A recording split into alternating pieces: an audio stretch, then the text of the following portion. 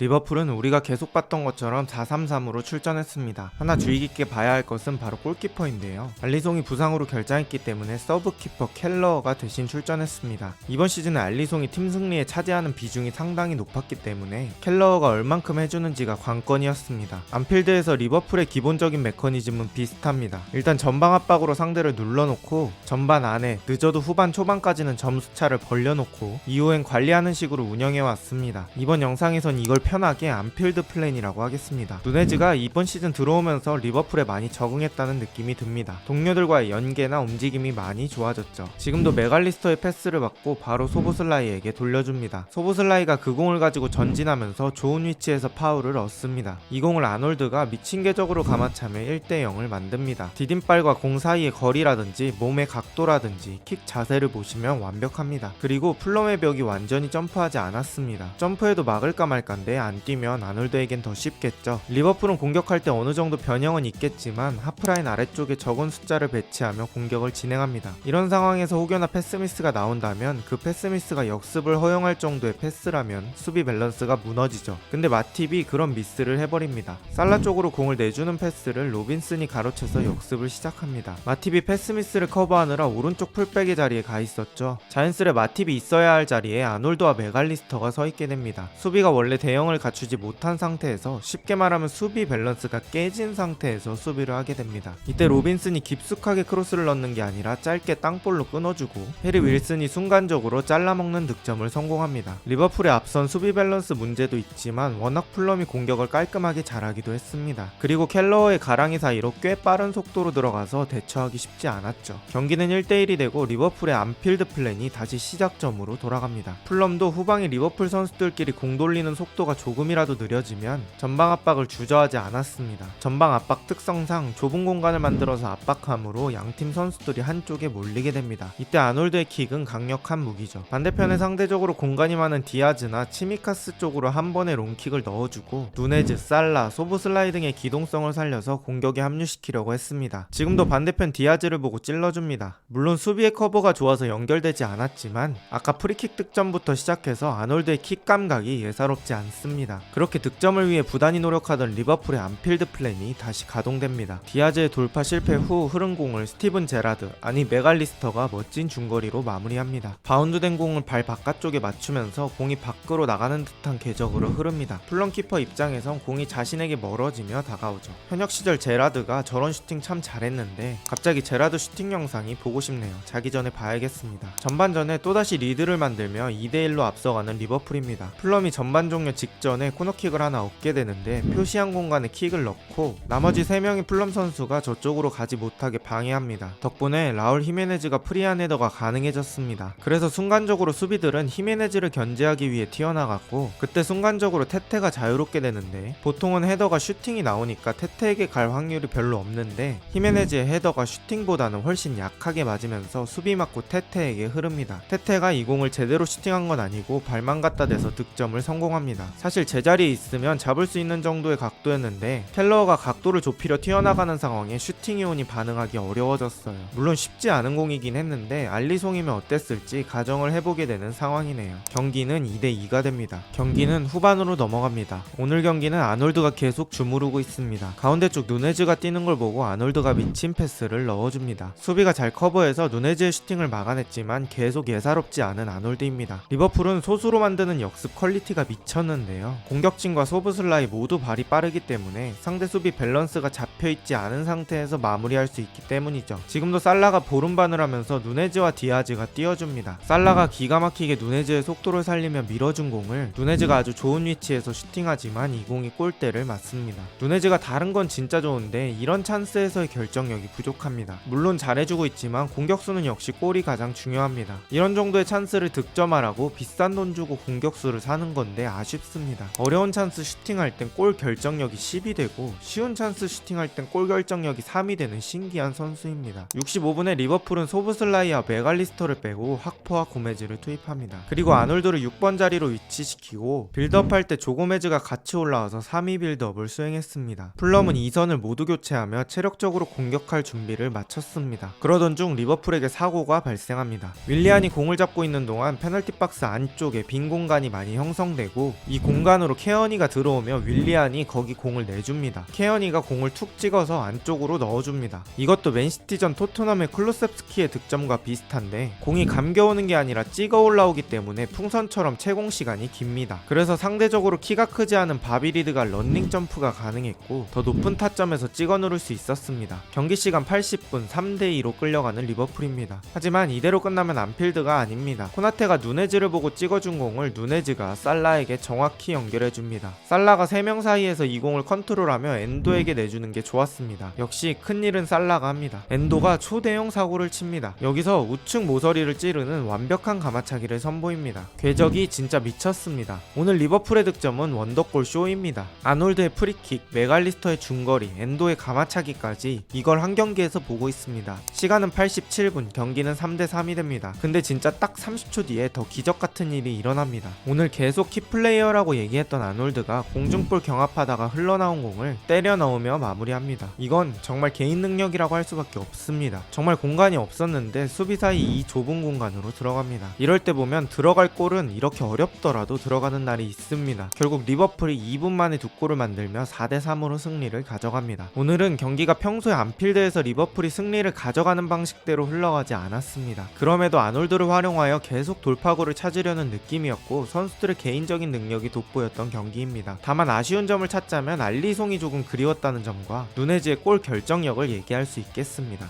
여러분도 아시겠지만 우승을 향해 가는 팀은 매번 경기력과 결과를 동시에 가져갈 수 없습니다. 꾸역승도 하고 이런 극장 경기도 하고 한 선수가 캐리하면서 갈 때도 있습니다. 중요한 건 그 과정 속에서 승점을 놓치지 않는 것이겠죠. 리버풀이 맨시티가 비긴 틈을 타서 2위 자리를 탈환했습니다. 과연 올 시즌 우승컵은 누가 가져갈 수 있을까요? 오늘 영상은 여기까지고 매주 빅6 분석 영상을 올려드리니 비슷한 영상이 궁금하시면 구독 한 번씩만 부탁드립니다. 저는 축직먹이었습니다. 좋은 하루 되세요.